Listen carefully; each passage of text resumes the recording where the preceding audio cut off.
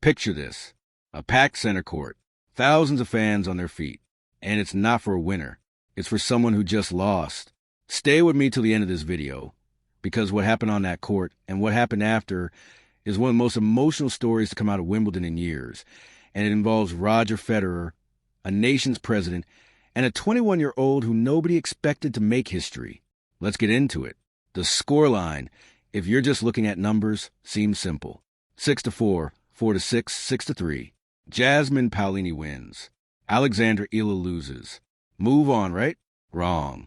Because to understand why this match had the entire tennis world talking, we need to rewind and look at everything that led up to this single night. Here's the thing about Alex Eala. 2 days before this match, she did something that had never been done before.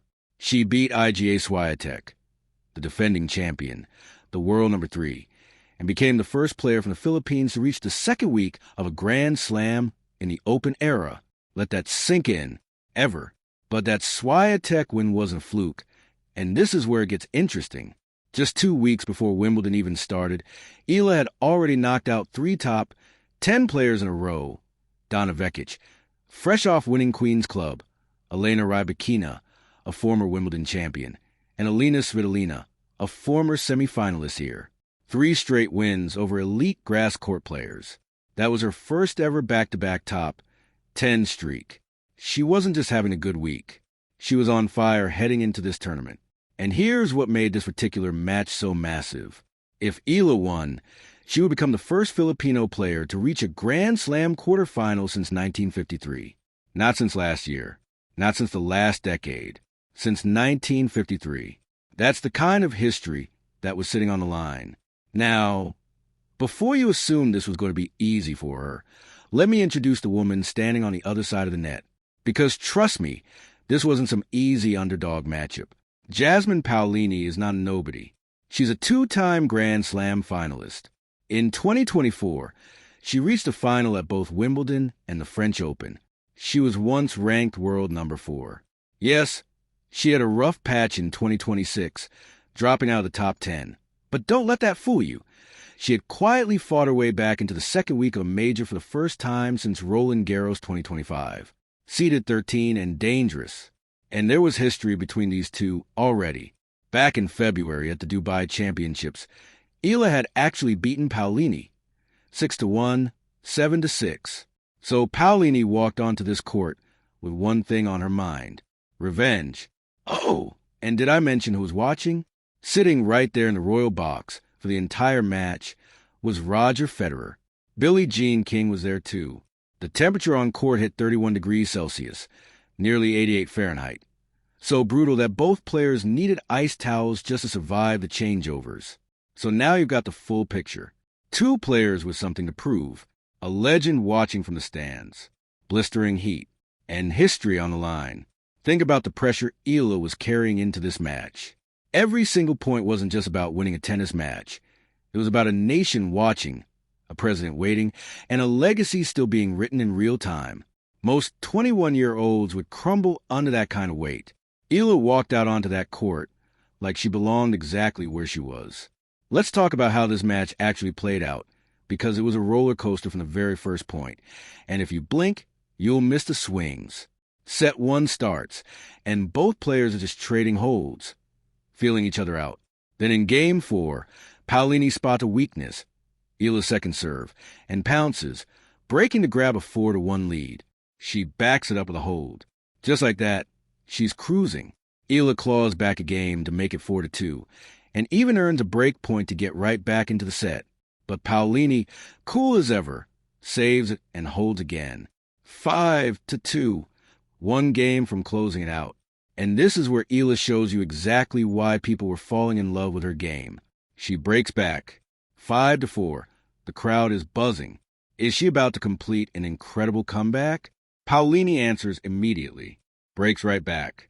Set 1 goes to Paolini, 6-4. She was clinical on her first serve all set, landing 68% of them. And she cracked 10 winners compared to Eala's 4. On paper, a dominant set for the Italian. But paper doesn't tell you what's about to happen next. And this is where the match completely flips on its head. Set 2, and Eala comes out swinging like she means business. Immediate pressure on Paolini's serve. 3 break points in the very first game, but Paolini escapes. Holds. Both players settle in and trade. Holds again. Then Eala strikes. She converts a break to go up 2-1. The crowd senses something shifting. But Paolini isn't done. She breaks right back. 2-2, deadlocked again. The players trade holds, and then Eala breaks again. 4-3. She's now 1 step away from forcing a decider. But watch this. Paolini surges to 0-40 on Eala's serve. Triple break point. If Paolini converts even one of these, this match might be over in straight sets. This is the moment. This is the point where a lesser player folds. Eala does not fold.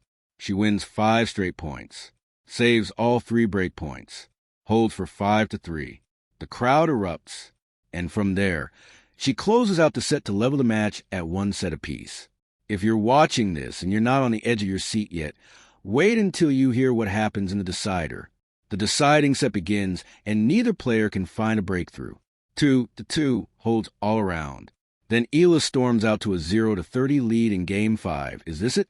Is this the moment she takes control? Paolini has other plans. She wins for the next 5 points, somehow escapes, and holds to go 3-2. She keeps grinding, keeps surviving pressure, and by Game 7, she's up 4-3. Then comes Game 8, the moment that decides everything. Eala is serving, facing break points, and an untimely double fault opens the door.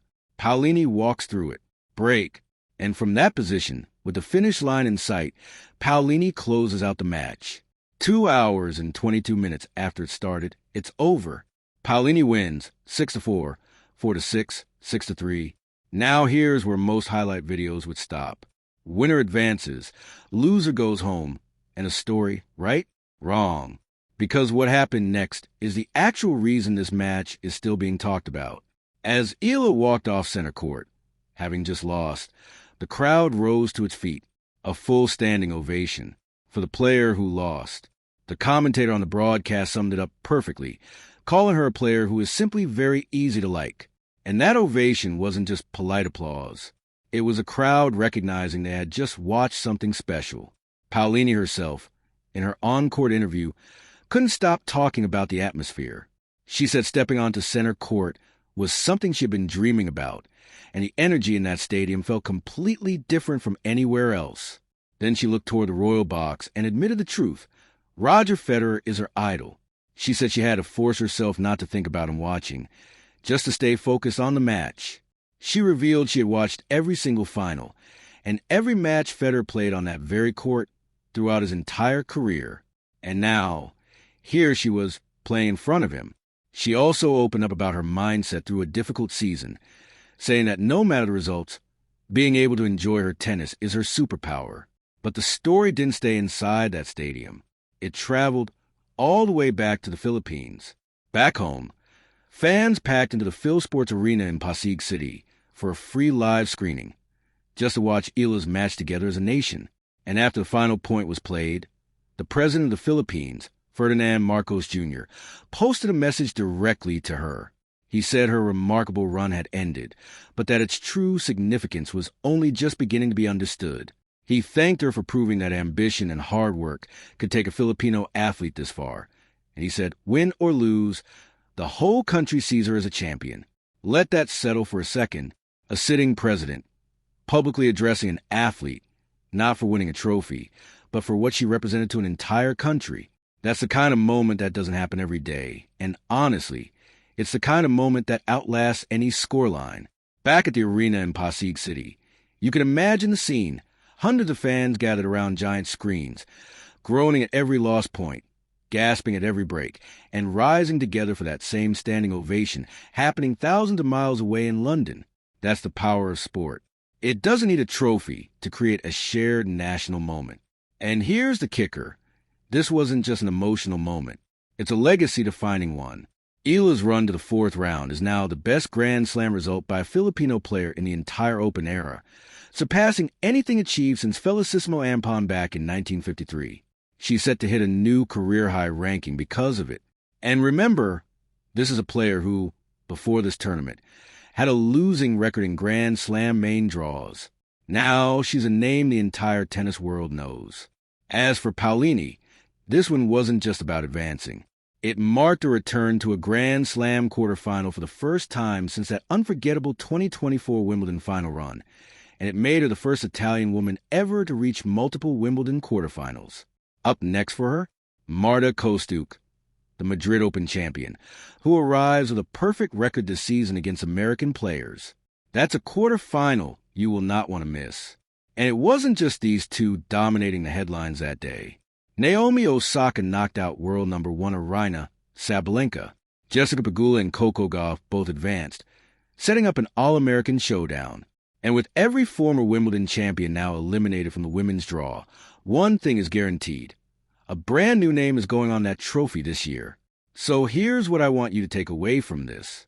Alex Eala lost this match, but she didn't lose the moment. She walked off that court with standing ovation, a message from her president, and a place in history that no scoreline can ever erase. Sometimes the story that gets remembered isn't the one about who won. It's the one about who made an entire stadium and an entire country believe. If this story moved you even a little, make sure you hit subscribe, because there's a lot more of this journey still to come. And trust me, you don't want to miss what happens next.